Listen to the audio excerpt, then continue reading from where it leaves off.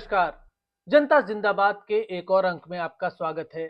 आज हम बात करेंगे देश की न्यायपालिका की। वो न्यायपालिका जिसके ऊपर देश की जनता की उम्मीदें टिकी हैं। भ्रष्टाचार में डूबी राजनीति और राजनेताओं से त्रस्त लोगों को अब न्यायपालिका से ही उम्मीद बची है, क्योंकि तीसरा स्तंभ पत्रकारिता या तो पहले से ही व्यवस्था के चरणों में लौट रहा है या उसे लगातार चरण वंदना के लिए मजबूर किया जा रहा है। ऐसे में अगर न्यायपालिका पर भी सवाल उठने लगे तो आखिर लोगों के पास क्या उम्मीद बचेगी। आइए सीधे मुद्दे पर आते हैं। दरअसल दिल्ली हाईकोर्ट के जज यशवंत वर्मा के सरकारी बंगले 30 तुगलक क्रिसेंट के गोदाम में 14 मार्च की रात आग लग गई थी। जिस वक्त आग लगी, जस्टिस यशवंत वर्मा घर पर नहीं थे। ऐसे में परिवार वालों ने तुरंत फायर ब्रिगेड और पुलिस को बुला लिया।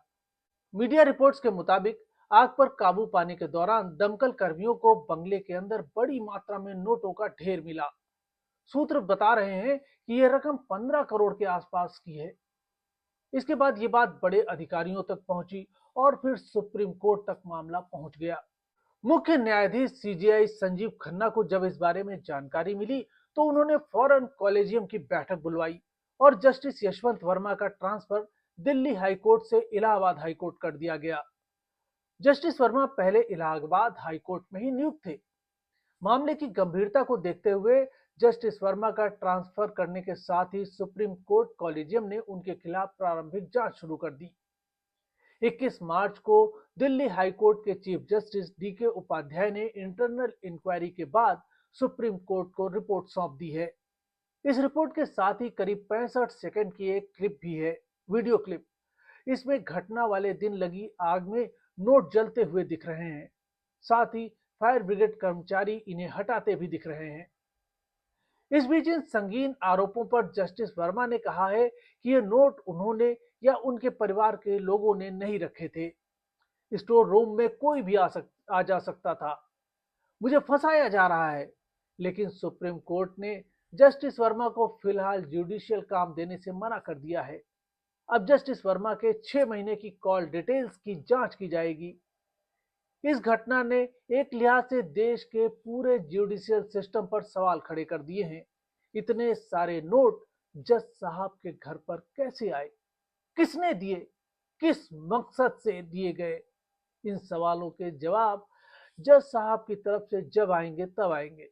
लेकिन लोगों के बीच तो धारणा बन ही गई कि इन पैसों को किस लिए और किसने दिया होगा।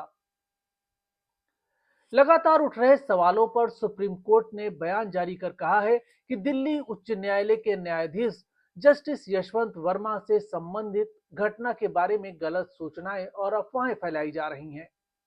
सुप्रीम कोर्ट के बयान में कहा गया है कि जस्टिस वर्मा के इलाहाबाद उच्च न्यायालय में ट्रांसफर का प्रस्ताव स्वतंत्र और आंतरिक जांच प्रक्रिया से अलग है। कहने का मतलब है कि दोनों घटनाओं का कोई मतलब नहीं है, दोनों घटनाएं एक दूसरे से मिली नहीं हुई हैं।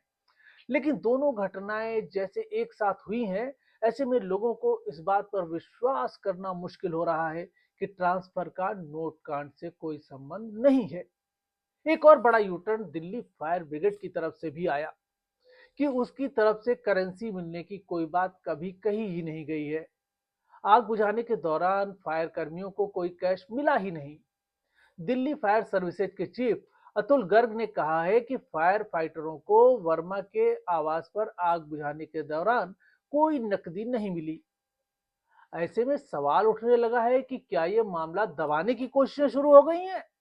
जस्टिस वर्मा पर आगे कोई एक्शन होगा या मामला ट्रांसफर पर ही खत्म हो जाएगा? ये एक बड़ा सवाल है। लेकिन माना जा रहा है कि अगर इस मामले में पैसा लेने की बात सामने आती है तो ये न्यायपालिका के साथ ही सरकार के लिए भी बहुत बड़ी किरकिरी होगी। विपक्ष ने तो इसे मुद्दा बनाना भी शुरू कर दिया। इस मामले का निष्कर्ष अब इस बात पर भी निर्भर करेगा कि सुप्रीम कोर्ट इस मामले में अपने स्तर पर होने वाली जांच में क्या निष्कर्ष निकालता है। संभव है कि जांच में अगर जस्टिस यशवंत वर्मा खुद को नहीं बचा पाते हैं तो उनके इस्तीफे की मांग हो सकती है। इस्तीफा न देने पर संसद में उनके खिलाफ महाभियोग लाया जा सकता है। बता दें कि महाभियोग लाकर ही किसी सुप्रीम कोर्ट या हाई कोर्ट के जस्टिस को उसके पद से हटाने की प्रक्रिया की जाती है। जस्टिस यशवंत वर्मा के पद से हटने के बाद उन पर अन्य कार्रवाई की भी संभावना से इनकार नहीं किया जा सकता। फिलहाल इस पूरे मामले में सुप्रीम कोर्ट क्या कदम उठाता है, ये देखना दिलचस्प होगा। लेकिन देश के ज्यादातर लोगों को यही लगता है कि सुप्रीम कोर्ट अदालत की गरिमा और लोगों का विश्वास बनाए रखने के लिए इसकी निष्पक्ष जांच करेगा और वो जो भी दोषी होगा उसके खिलाफ कार्रवाई होगी, फिर चाहे वो हाई कोर्ट का जस्टिस ही क्यों ना हो। आपको क्या लगता है, इस मामले की सच्चाई कैसे सामने आएगी? क्या हाई लेवल जुडिशरी में भी भ्रष्टाचार ने दस्तक दे दी है? अपना कमेंट नीचे दिए कमेंट बॉक्स में जरूर दें, या फिर नीचे लिखे ईमेल आईडी पर भी आप अपनी बात हम तक पहुंचा सकते हैं। हम आपकी बात को सरकार तक पहुंचाने की कोशिश करेंगे। फिलहाल इस अंक में इतना ही। कैसा लगा आपको ये अंक? अगर अच्छा लगा हो तो इसे लाइक कर सब्सक्राइब कर लें। अगले अंक में फिर मिलेंगे एक नए मुद्दे के साथ। तब तक के लिए नमस्कार।